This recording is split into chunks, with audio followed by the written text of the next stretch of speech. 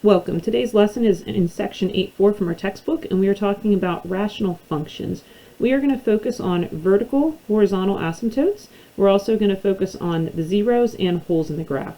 There is more to this lesson. We are not focusing and looking at the transformations, but it is something that is an important topic but will be covered in a later math class. So let's go ahead and get started. A rational function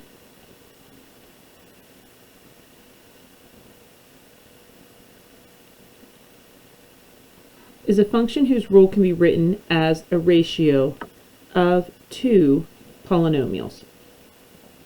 So what we've been working with have been rational expressions, rational equations. Now we're looking at them in function notation. So here we have f of x equals 1 over x.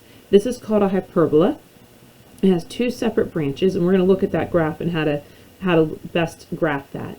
These functions can have both vertical and horizontal asymptotes. They don't have to have both of them. So the first thing I want to do is I want to graph this, and I'm not really sure what my graph looks like.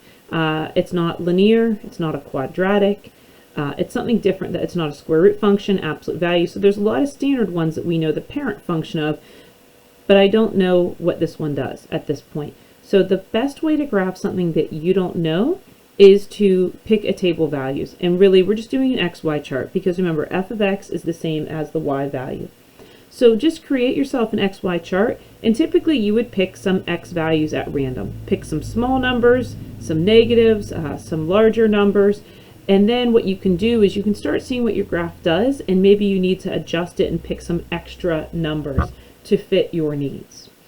So once we start talking about the properties, it will be easier for you to know where to start with your numbers. So for time's sake, I am going to take this 1/2 and I'm going to put it in here, 1 over 1/2. So you would just think about this mathematically, and we would take it as 1 times the reciprocal of 2 over 1, and we get out a 2. So make sure you're putting it in the denominator and following the math correctly. So I'm just going to go ahead for time's sake. I'm going to fill these numbers in. So just take your 2 and put it there. We get 1/2, 1/3, negative 1/2 gives us negative 2, and I get negative 2 is negative 1/2. And we have negative 3 is negative 1/3. And then I'm going to start to graph it, but I have a feeling I need some more points. So when I go to graph this, x is at 1/2, and I go up to positive 2 and I put a point. X is at 2 and I go to half, and x is at 3, and I wrote that wrong. At 3 I said it was a third, so let's fix that. And I don't know what's going to happen if I kept going, but it just seems like it's coming down here. So that's my guess, is that it looks like this, but we haven't done these graphs yet. So let's look what's happening. I go negative 1/2 to negative 2. Okay, so now I have something up here, and now something's jumping. And then I go to negative 2, negative 1/2, and negative 3, negative 1/3. Okay, so it almost had that same pattern. And so if I was unsure of this, maybe I keep going. Maybe I put in negative 4. Well, what happens when I put in negative 4? I get negative 1/4. Okay, so negative 4, I'm getting closer to 0. I put in negative 100. I just want to exaggerate here. If I put in negative 100, I get negative 1/100th. So that's way off my graph. But what I'm trying to show you is I'm never going to get up to 0. I'm always going to have a negative something. Okay, and so this graph will look like that.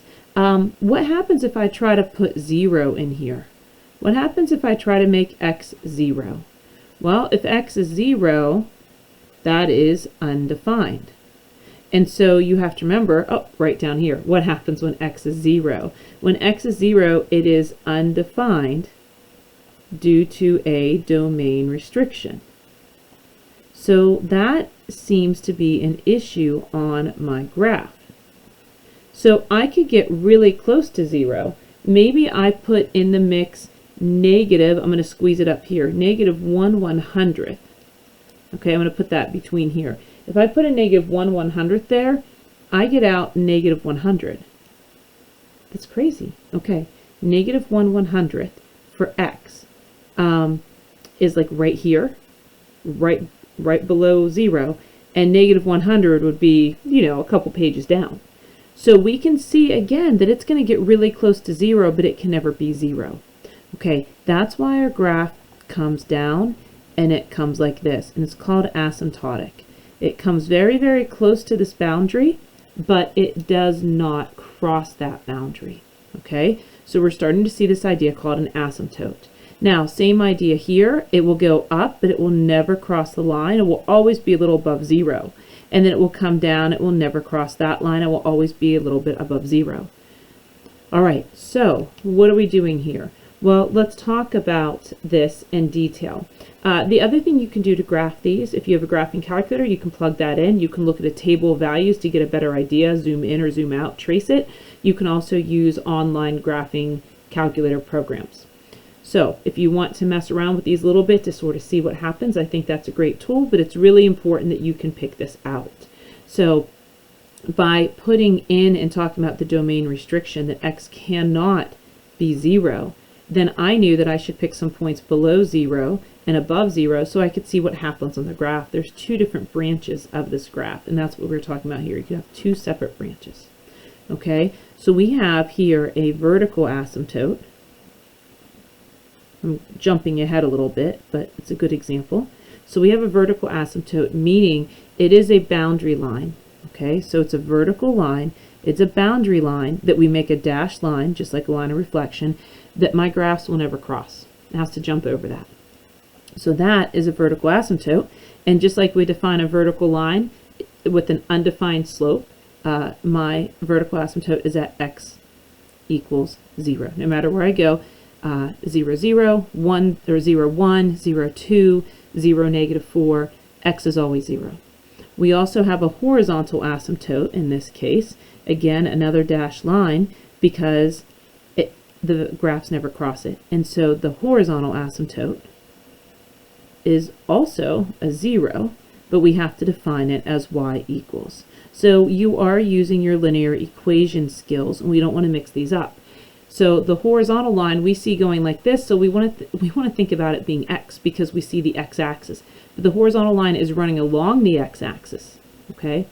And it's the idea that this line cuts through the y, so y is 0. No matter where I go, 1, 0, 2, 0, 5, 0, the y's are always 0. So be very careful that we don't mix up our vertical and horizontal asymptotes. So let's go ahead and talk about some rules here. Zeros and vertical asymptotes. So we're going to start with this. We have p of x over q of x. Here's my function. So I have a numerator, I have a denominator. Okay, p and q are polynomial functions, standard form with no common factor. So it's been simplified. Okay, so no common factor. So it has been simplified. All right. So if the function f has the following attributes. So if there are zeros at each real value of x where p of x is 0. So if the numerator is 0, so we're talking about the numerator, wherever the numerator equals 0, we will have a 0. Okay, so that would be like crossing your x-axis, and that creates that 0. A vertical asymptote at each real value of x where q of x is 0. Okay, so we're talking about the denominator. Q of x is your denominator. So what am I talking about? By just looking at my function, I should be able to know, without graphing it, if I have any zeros, if it crosses the x-axis, or if it has any vertical asymptotes. So when we are talking about this, when we are talking about zeros at each real value for when the numerator is equal to 0, that's when we have a 0 or a solution or a root. We'll just put the word root here, just like we talked about with quadratics. Okay, so find x when y is 0. That's what we're talking about. So there's zeros or roots at x-intercepts. That's really what we've been doing. All right, vertical asymptotes come from whatever's left in your denominator. Okay, so vertical asymptote is whenever your denominator is equal to 0. So if I come up to here, I can see that my numerator will always be 1. It can never be 0. So in this one, I have no zeros. Remember, the other word for zeros could be roots. So I have no zeros because my numerator will never be 0. My denominator could be 0, because that is undefined, so x cannot be 0. And so that is where I will find my vertical asymptote. Okay, we have to talk about how we find our horizontal asymptotes. There's some rules for that too. So right now we've checked off the rules for vertical asymptotes and for zeros. Okay, so these are things that I would recommend creating a note card. So you have your basic idea here, and then your rules, and we're going to keep building those rules. Okay, so I'm going to try to move a little faster since we've talked about the base of it here. And so we have this example, and it says identify the zeros and the vertical asymptotes, and we're going to get to horizontal next. So once we do this, we have our original function. It says find the zeros and the vertical asymptotes. The first thing you need to do is you need to break this up. So algebraically we can talk about it. So this would be x minus 3 and x plus 1 all over x minus 2. Now, to graph, this doesn't help me graph it. But if I was solving without graphing, this is what I want to do to see if anything cancels. And then we talk about that. All right, so we want to find the zeros and the vertical asymptotes. So my zeros, I'm going to line up here. And my vertical asymptotes, we can just label as VA. Okay, so that might be something that's easy for you to shorten. And we want to find those. So if I look at this algebraically without even graphing it, if my numerator can be 0, then that creates a root or a 0.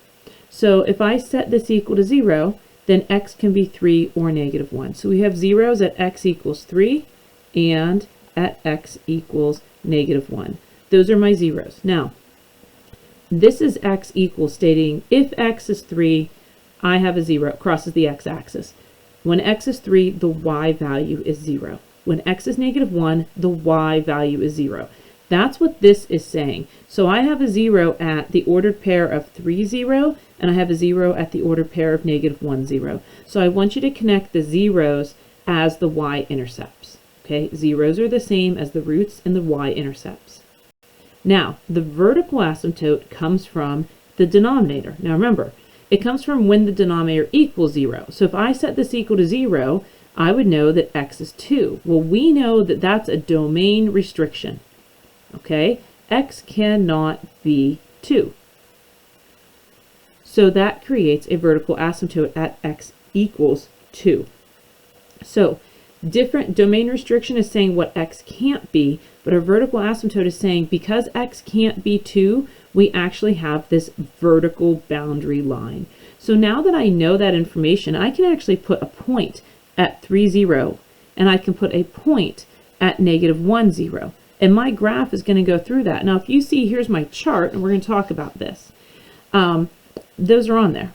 The other thing I want to do is I want to graph this vertical asymptote as a dashed line. Someone might want to use a different color, pencil or pen, and that's fine. But you want to make it a dashed line because it's not part of your graph. We're trying to show that boundary. So my graph might come up this way. It might come down this way. We have to determine what the graph is going to do. Okay, and we haven't talked about horizontal asymptotes yet, so that could cause some difference. So how did I pick these points? Well, you could truly pick them randomly. You could see that 1.5 must not be real random. But the idea is I knew that I had a vertical asymptote at 2. So I definitely want to have points below 2 and above 2, and that's why we didn't pick 2, because I know x can't be 2. The other thing that you want to be aware of is I know that I have a 0 at 3. So I put 3 in, I get out a 0, and I have 1 at negative 1, I get out a 0. So notice there's points below those known points and points above it. All right, so you would take this 0 now, or this x value, and you have to be careful with this. When you go to plug this in, I'm going to show you this just real quick one time. You're going to have to plug the whole thing in the calculator or do it by hand, and you need to be really careful. So if I'm trying to plug it all in the calculator at once, it needs to look like this. A parenthesis for the numerator and then a parenthesis for the x squared because it's a negative 4. So be very careful with that. And then it would be minus 2 times x, which is negative 4, minus 3, and then you have to close the numerator. My suggestion would be you get the numerator done, write that down, and then do the denominator. If you're trying to enter it all at once, the denominator also has to be in parentheses. And there are a lot of mistakes right here. And this is one of the things when I do it in class, I find we get all different answers. because of calculator errors. So honestly, your brain is the best thing for this, but I understand that's time consuming. My suggestion would be that you just put this in, but you have to use parentheses on the -4 or it will not square that negative sign. Or use your brain. Hey, I know a negative squared is a positive. So again, I would type that in, then I would take that in and then divide. If you're going to do it all at once, you need to have this double parenthesis because of here and then close here and then these parentheses here. So if you type that in correctly, which I highly recommend you try, you'll get -3.5 or -3.5. We already know we have a 0. When we put 0 in, 0, 0, 0, we get -3 over -2, so a positive 1.5. We put in 1.5, we got out 7.5, and we put in a 5 and we got out a 4. Okay, so I only showed you the first one, just to remind you of those mistakes we can make. So I'm going to go ahead and graph this. I have -4, -3.5. Again, these are points that I would just pick at random, and then we can adjust those. So you just have to start somewhere, and it's nice to have an idea of, oh, I have these zeros here, I have a vertical asymptote, I want to have things below that and above that for x, and then I just take that x value and I fill it in for every x up here. So it is a bit time consuming to fill out this table. Okay, keep going. I've got -1, 0, I've got 0, 1.5, and I've got 1.57, oh, that's off my graph, so 5, 6, 7, maybe up here. So maybe we add in another point, but I think this is good right here. So we can come down in, if I added another point like 1, if I add another point in, this should be over here a little bit more. That was 1.57.5, sorry, that should be over here a little bit more, that's better. So we could have tried to get a little bit closer, but we're going to leave it there. Okay, so that comes up. And then I have a point at 3, 0, and I have a point at 5, 4. So 5, 4.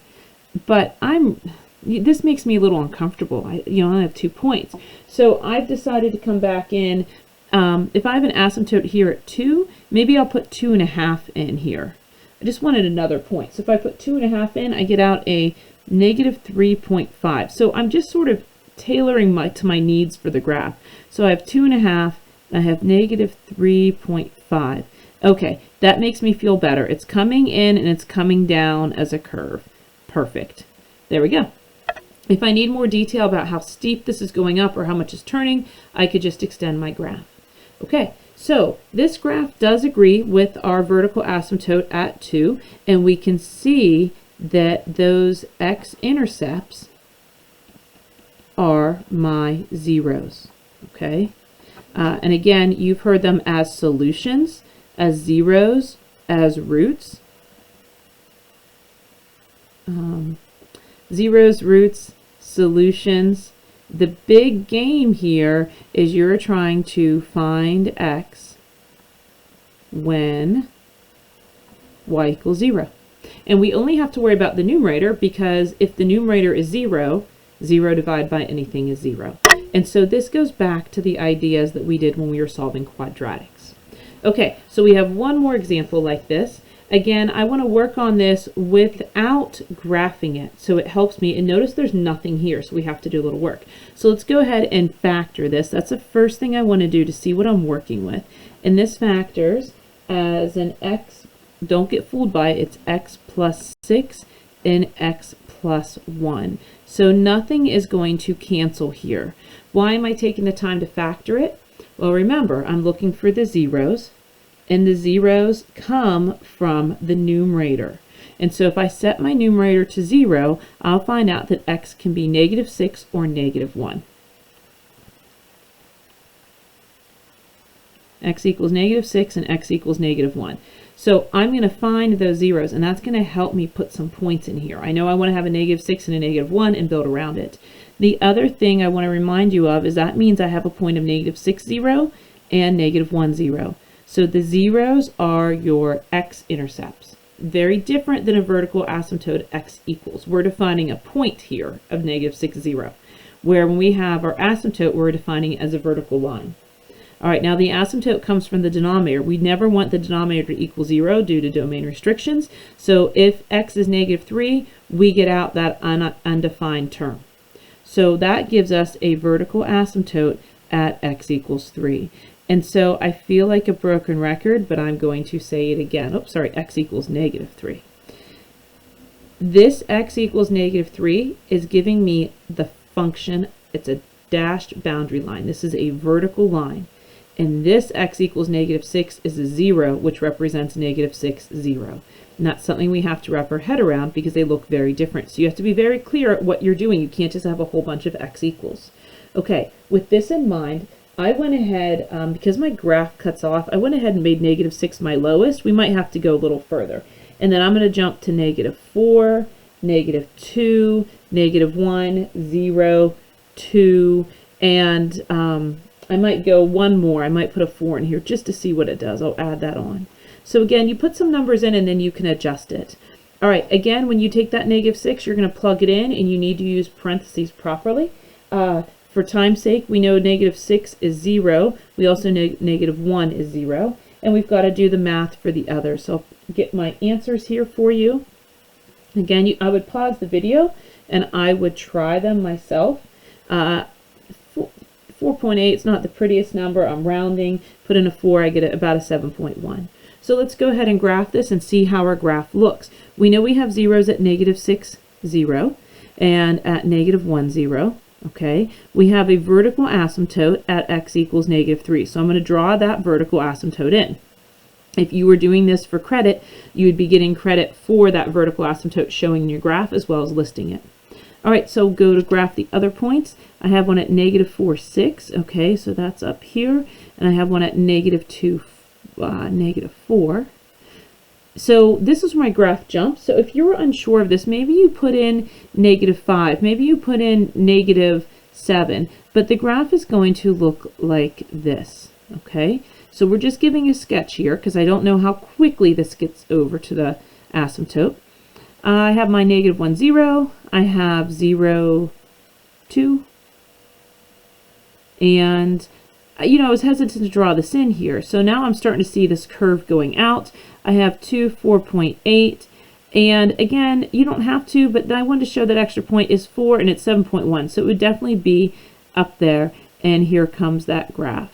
So again, you want more detail. Maybe you put in -2.5 and then you'll get a better idea of where that goes. Okay, so we've answered our question without doing the graph. So all of these are able to be found without graphing it, and you can graph it and find these ideas by getting a pretty accurate graph. So they go hand in hand. Okay, so let's now start talking about the rules for horizontal asymptotes. Again, this is something I really recommend a note card for because the rules are very simple. You just have to remember what goes with what. So here we are back to our function. F of x equals p of x over q of x. So we've got a numerator, we've got a denominator made up of polynomials in standard form, and notice again, no common factors. So it has been simplified. Just like we were when we were simplifying rational expressions and equations. Okay, so if the degree of p is greater than the degree of q, all right, so p is the numerator. So if the numerator has a higher degree than the denominator, oh wait, well hold on, let's back this up. What are they talking about with degrees? Now we know this already. So when I look at this graph right here, the degree of the numerator is 2. So I have a quadratic trinomial, okay? And the highest degree on each piece is 2. Here's 1, here's the degree of 0. So since the whole thing has a high degree of 2, then the numerator has a degree of 2, and the denominator has one term with a degree of 1. So the degree is the sum of the powers of each term, okay? And then we take the highest one out of the terms. So there's only one variable here, but if I had x's and y's, which would be totally different, we would add those up. So right here, we're really just looking at the power on x. So power 2, power of 1, x really has a power of 0 because x to the 0 is 1. So degree of the top is 2, degree of the bottom is 1. So in this case, the degree of p is greater than the degree of q. If that is true, then we have no horizontal asymptote.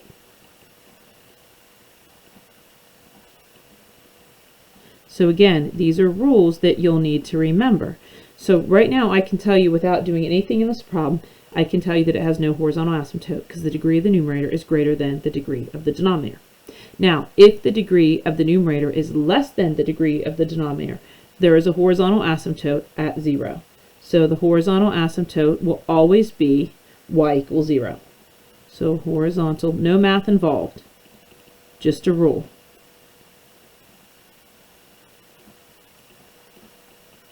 So I'm going to say is always y equals 0. Okay, so it is or it isn't. So right now, if the numerator is greater than the denominator degree, then there is no horizontal asymptote. If the numerator degree is less than the denominator degree, then it's just y equals 0. You don't have to do any math. If the degree of the numerator and denominator are equal, then the horizontal asymptote is a fraction of the leading coefficient. So the horizontal asymptote, and we'll be abbreviating that as HA. Horizontal asymptote is the, I'm going to write it, y equals, actually I'm not going to write the, hold on, let me get rid of that. Okay, is y equals the leading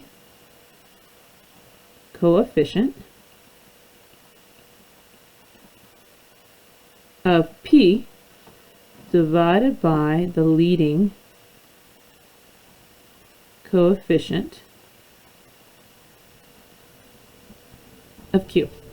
So we really just look at the fraction. Now, these are not equal to each other, but if this had x squared and that had x squared, then my horizontal asymptote would be y equals 1, because it'd be the leading coefficient is the coefficient of the highest power term, so it'd be 1 over 1.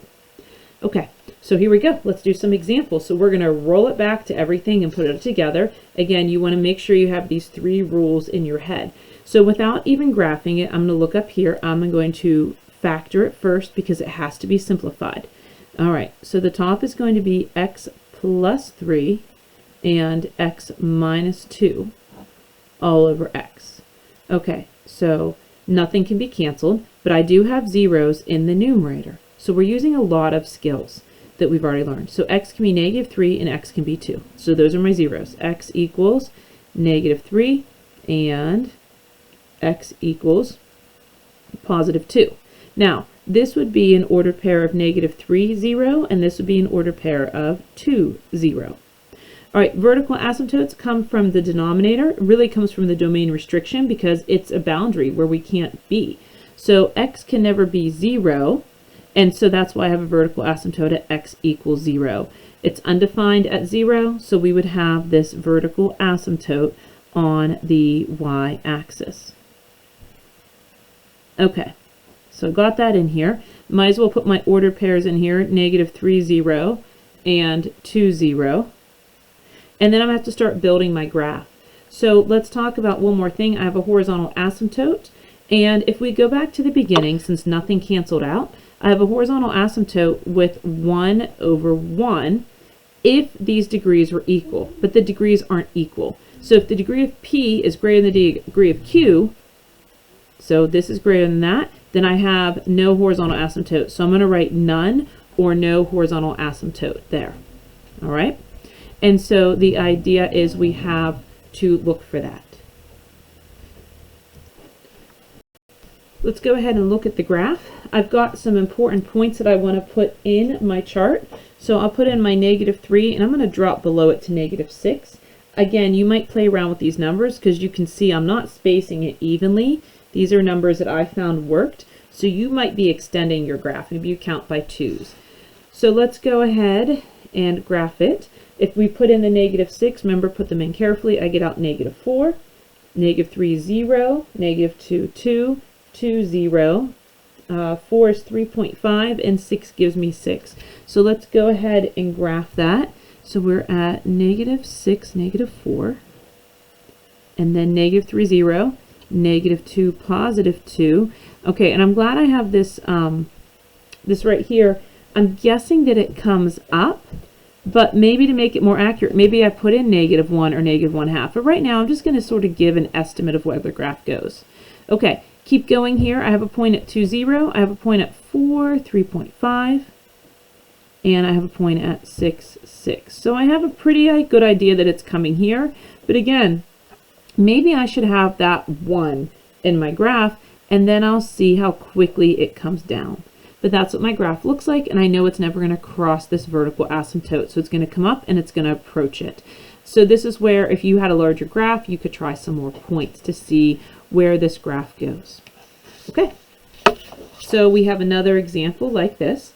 Identify the zeros and the asymptotes. So when they say the asymptotes, we're talking about vertical and horizontal. All right, when you're doing a worksheet or textbook work that all they do is ask you the question, I think it would be good for each person to write down, here are my zeros, my vertical, and my horizontal asymptotes to keep everything clear. All right, let's try to focus this a little bit better. Okay, and there we are. So this does not factor. It's just x minus 1 over x squared. And remember, you cannot cancel those x's, okay? So nothing cancels here. The zeros come from my numerator being set equal to 0, so we only have 1, and that's x equals 1. The denominator comes from, the vertical asymptotes comes from my domain restriction, which is that x cannot be 0. So remember, that gives me a vertical asymptote here at 0. So we would graph that a little bit below the screen here. There we go. And we have that set. And remember, this is at the point 1, 0. So I'll plot that. And then let's look at this. My numerator degree is less than, my denominator degree. And that rule says that I have a horizontal asymptote at y equals 0. So this is, again, where we want to have our rules. Here it goes. If the degree of the numerator is less than the degree of the denominator, then it's always y equals 0. Okay, it's just a solid rule. So there we go. I will now also have a horizontal asymptote that I'm going to sketch in at y equals 0. Okay, so that causes a little bit of an issue, because we just said that we have a point at 1, 0, because the numerator was set equal to 0. But we also have the idea that the x can't be 0, but the problem is y can't be 0. So our graph really must have a hole here, because if we go to graph this, we're going to see what happens here. So I'm going to put some points in here. -4 gives me out a -0.3. So we have some odd decimals here. -1 gives me -2. -1/2 I chose to put in gives me -6. 1 gives me 0. And that is going to be a problem because it's on an asymptote. So as much as we thought that was a 0, that is an issue. We also have the point of 2.25, and we have the point of 3.2 repeating, and I added one more. I put in a half, and that gave me -2. Okay, so let's go ahead and graph this. So we have it at -4. Let me move this up for you. So we have it at -4, -0.3. So just there. -1, -2, -1/2, -6, 1, 0. Okay, that's an issue. And then we have it at 2.25. And then we have it at 3.2 repeating. Okay, this is what's happening. And we had it at 1/2, -2. Okay, so what happens is it sort of looks like it comes up, it peaks, and then it comes back down. So maybe we should try putting something else in and see what happens. And then on this side, it comes in and it comes down, like so. Okay, so we have to see that this is our 0 happens to be, 0 is on the horizontal asymptote. So that truly cannot be one of our zeros. And that's something that we will talk about at another time. It was one of those odd examples, so that should not affect you later. And we have a couple other examples to do, and that's what we're going to introduce, the idea of holes in our graph. So let's move on to that. All right, stick with me here. These are the last couple examples. So in some cases, both the numerator and the denominator of a rational function will equal 0 for a particular value of x. So basically it's the idea when something cancels out. This will be undefined at its x value. The graph of the function will have a hole in the graph. Okay, so if you're graphing this on a graphing calculator or a computer program that does graphing for math, then you would see it looks like it's part of the graph. But if you would go into the table of values or zoom in, really zoom in, you would see that there is a hole in the graph, a very, very small hole in the graph. So we will show you how to show that. So if a rational function has the same factor x minus b in the numerator and the denominator, then there's a hole in the graph at that point where x is b, unless it's an asymptote, a vertical asymptote. Okay, so remember all of the rules that we talked about. Your vertical asymptotes, your horizontal asymptotes, those come from before you cancel something. All right, so notice that we've had nothing with common factors. If we look at this example and I factor it, I get x minus 2, x plus 2, and the bottom I get x plus 2. So what we've been doing is simplifying it. So we would look at the most simple version of this, and that simple version is x minus 2. Okay, so we're going to base our rules on this. Now, when I go to base my rules on this, I don't think I left myself enough room. I want to look at this and I say, okay, where are my zeros? And I'm going to remind you again, the zeros are the x-intercepts. The other things so I'm identifying the holes and I want to graph it, but I want to do more than the holes. I want to find the zeros or the x-intercepts. I want to find the vertical asymptotes. I want to find the horizontal asymptotes, and then let's also discuss the holes in the graph. Okay, so we have all of these things to discuss before we even graph it. So when I go to look at this, a lot of people would look at the original and say, oh, well, there's a 0 at 2 and at negative 2. Remember, these things are all based on this simplified answer. So you have to simplify first. Okay, so when I look at this, I have a 0 at x equals 2, meaning an ordered pair of 2, 0. I have a vertical asymptote. My denominator is 1. So I have no vertical asymptote. I'm just going to write none. Horizontal asymptote comes from our rules, so let me remind you of our rules. In this case, the numerator degree is greater than the denominator degree. Degree of 1, degree of 0 on x. And so if the degree of the numerator is greater than the degree of the denominator, then there's no horizontal asymptote. So I also have no horizontal asymptote. However, the holes come from what canceled out. So the piece that canceled out was x plus 0. That's that x minus b. It was a common factor in the top and the bottom.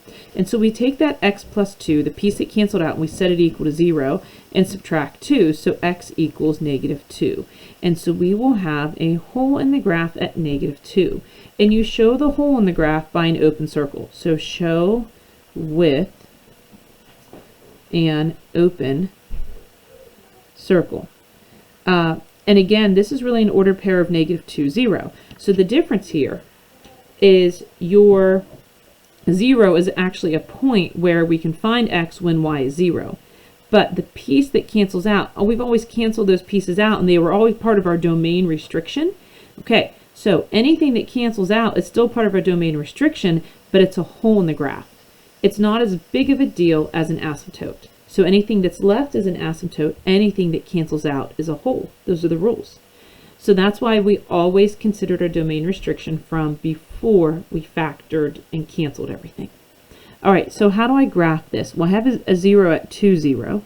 I have a hole at x equals negative 2. So I'm going to put an open circle there. But I mean, x can be negative 1.999. It just can't be negative 2.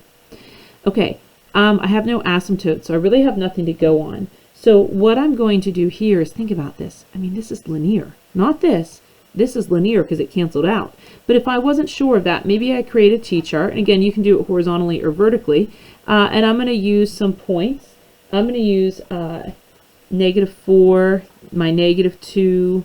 I'll go to 0, 2, and 4. So I'm just going to count by 2s here.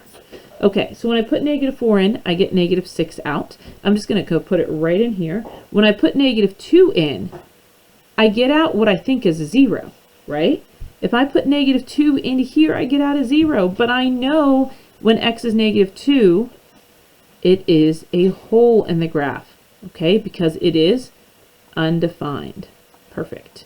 All right, when I put in 0, I get out -2. When I put in 2, I get out 0, and 4 gives me a 2. So if I go to graph this, I go to -4, -6, and then I go to -2, 0, which did not exist. And I wish I had, yeah, -2, 0 does not exist. Oh, sorry. I don't put 0 in there. If I put -2 in here, I get out -4. I'm sorry. That should not have been here. I got a little overzealous.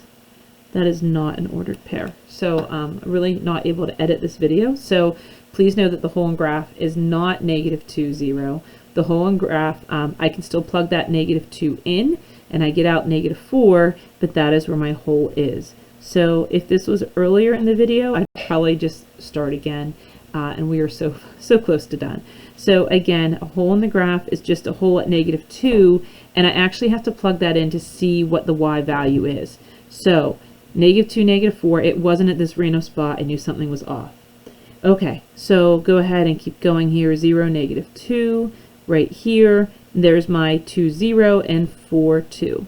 And here I'm going to graph it, and notice I'm going to skip over. I'm going to put arrows because it would keep going, but I'm going to skip over my hole in the graph. So right there is my hole. And it's been a while since I've done this, so again, zeros come from what's left in your numerator, and it is the ordered pair of 2, 0. We did find x when y was 0. We set it equal to that. No vertical or horizontal asymptote based on our rules. Okay, because the denominator here, once it was simplified, was 1, and the numerator degree is greater than the denominator. We have a hole at -2 because this was part of the numerator and denominator that canceled out, and it's undefined at -2, but we don't know what the y value is that it's undefined for. So it's undefined at the point -2, -4. Okay, so again, I stand corrected on that. This does have a value, but it creates a hole. Okay, let's see if we can get this last one done. So here we go.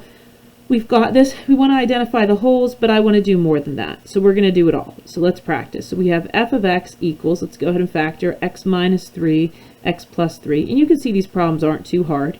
The factoring is pretty simple. So this cancels, and it leaves me with f of x equals x plus 3. Okay, so this is what we're going to focus on, and let's go back over here. So what are my zeros, or my x-intercepts? What is my vertical asymptote? What is my horizontal asymptote? And what they really wanted to know in this example are what are the holes. All right, so let's get to this. The zeros come from what's left in the numerator. So x, we set it equal to 0. X would be -3. So that's an ordered pair of -3, 0. So that I can plot. -3, 0. There's my point. Close circle there. Okay, vertical asymptote comes from what's left in the denominator. And I don't have any vertical asymptotes here because what's left in the denominator is a 1. There's no domain restriction on that. There is a domain restriction. So the domain restriction on this problem is that x cannot be +3. Okay, that domain restriction will either be a vertical asymptote or a hole. So I want to point that out. The vertical asymptote and the hole, those come from your domain restriction. The vertical asymptote comes from what is left in denominator, and the hole comes from what has canceled out. And that's a really good way of thinking about it. So everything in your domain restriction will show up as a vertical asymptote if it's left there, or as a hole if it's canceled out. Okay, so we have to account for everything. So vertical asymptotes, there is nothing left, so there are none. Horizontal asymptotes, again, the degree of the numerator is higher than the degree of the denominator that's left over, even in the original. Okay, so there is also no horizontal asymptote here, so none. And then the holes come from what's canceled out because the denominator cannot be equal to 0. So x equals 3. But even though we set it equal to 0, we don't know what value that would give us in the numerator. So if I put 3 in here, 3 squared is 9, 9 minus 9 is 0. But if I put 3 in here, the simplified version, 3 plus 3 is 6. So this point of 3, 6 is going to give me a hole. So we always want to evaluate it here. because this would have canceled itself out. All right, so I'm going to put a hole at 3, 6. And again, this one happens to be linear. So probably not the best examples to show you a different idea, but still good to go over everything. So let's pick some X's and Y's. Again, this ends up being linear, so you could graph it without a chart. But any of the other ones that we were graphing, I would definitely be using a chart. All right, so let's put these points in. I have a point at -5, -2. I have a point at -4, -1. I have a point -3, 0, 0, 3. We jump to 2, 5, and our hole in the graph. So go ahead and sketch in your line, arrows, and there we go. Okay. It would be a little bit different if we had a graph that had these branches on it. But again, there is nothing here that canceled. So because nothing canceled, you won't have a hole in the graph. And that's a big difference. Okay. Well, that is it. The back is blank, so you've made it. And I would definitely practice these. Remember, you can find out all this information without graphing them. But if you're asked to graph them, this information helps you create an accurate graph and you know what X values to choose from.